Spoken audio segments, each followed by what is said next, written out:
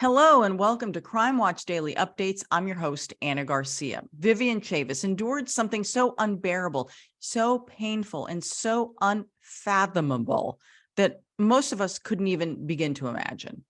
One morning in April of 2014, 4 generations of one family were massacred and their house burned to the ground. Vivian returned to her Petersburg, Virginia home in the early hours of April 19th of 2014 and saw it on fire. But little did she know what kind of a tragedy had occurred inside. Before Vivian got back, a woman had called 911 at 3:31 a.m. after a man had entered her home and beaten her grandmother. The call dropped, and Petersburg Police dispatch tried calling back several times until someone answered, but the dispatcher only could hear screams. Police arrived within minutes, but couldn't get inside the house because of the heavy smoke pouring out. So as police looked for ways to get in, one officer reportedly found a bloody knife on the back porch. Firefighters eventually made their way inside the home and they found 4 people dead.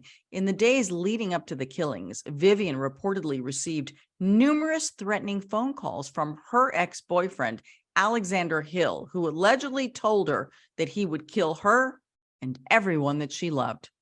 Police identified Alexander as a person of interest in the quadruple homicide and then named him as a suspect. A manhunt ensued for a year until he was finally captured at a homeless shelter in Buffalo, New York.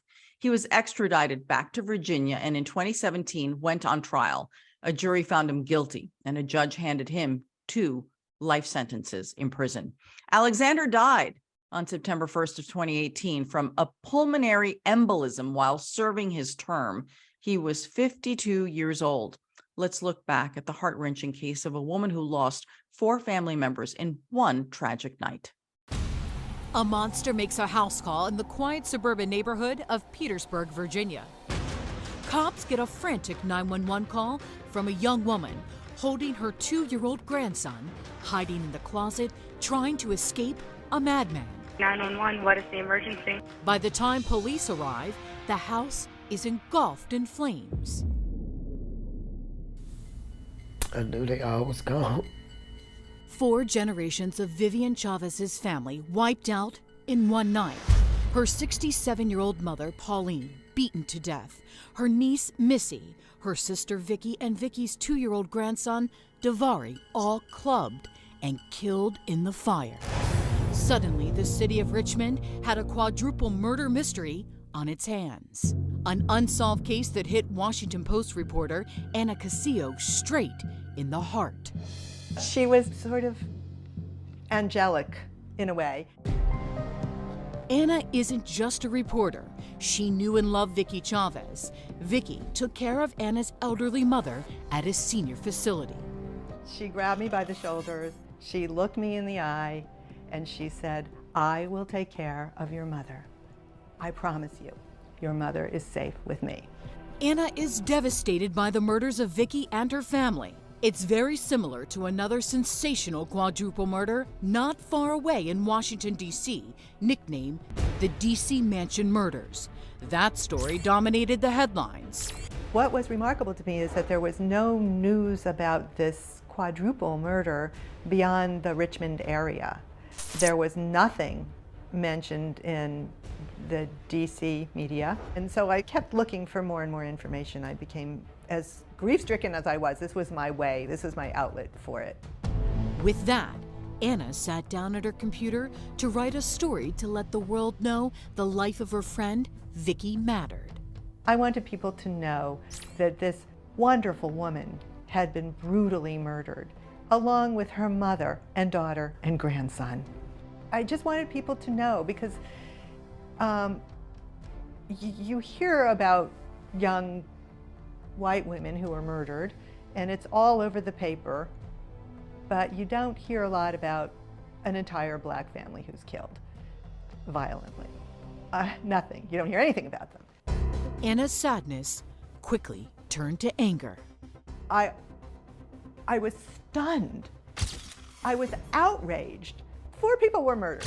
They weren't, pretty young women who got nabbed and, brutally murdered. They were disenfranchised a little bit. They were poor. They were, people who took care of other people's parents. And yet, Vicky had probably touched so many lives. The headline-grabbing D.C. mansion murders launched a massive manhunt. Cops were frantic to catch a killer. It was very sensational crime. They nabbed that guy in Brooklyn, New York, within 24 hours of his having fled Washington.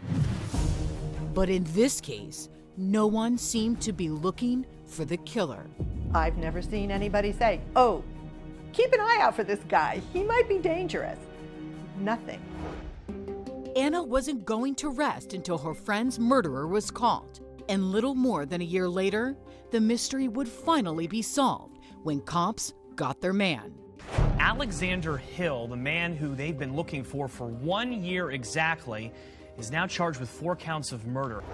The killer? Alexander Hill, the ex-boyfriend of Vicky's sister, Vivian. When you found out they did get Alexander Hill, I started to scream, they got him, they got him, they got Vicky's killer, and I burst into tears. Hill is the man Vivian once loved, but now calls a cold-blooded killer, a career criminal who'd gotten violent before. He went berserk on me. I mean, he just snatched me by the back of my hair, swung me around. Next thing I know, this man was on top of me, choking me and gashing me like this. Had his fingernail like in my eyeball. And the people was like, at the hospital, they was like, if he would have went a little further, he'd pop your eyeball out. And now Vivian is haunted by the words of warning from her sister Vicky, echoing in her head. My sister, she was like, don't sleep on him. She was like, Vivian, please don't sleep on him because I got this man coming in and killing all our ass. Vivian reveals her sister was afraid of Hill from the start. It was disgusting. Once Vivian realized that she could not stay with him anymore, that really increased his violence. They were scared. I know Vicky was scared. I know Vicky was trying to protect her sister. Vicky told me, and this is what I would expect from Vicky, would sort of just stand up to him and yell at him and give him what for and protect her sister and that household. Tragically, it may have been Vicky's courage that got her killed. Anna says she will never forget the tears of the man Vicky left behind. Daniel, Vicky's boyfriend, who stood in my kitchen right after Vicky's murder, just in such grief, such raw grief, and crying, and just wept and wept and wept. Now hopefully nobody will forget Anna's friend Vicky, who turned out to be a very sensational story after all. I wanted to know what happened to a woman I grew to love and her loved ones. And I wanted just for people to know her name and to know her story.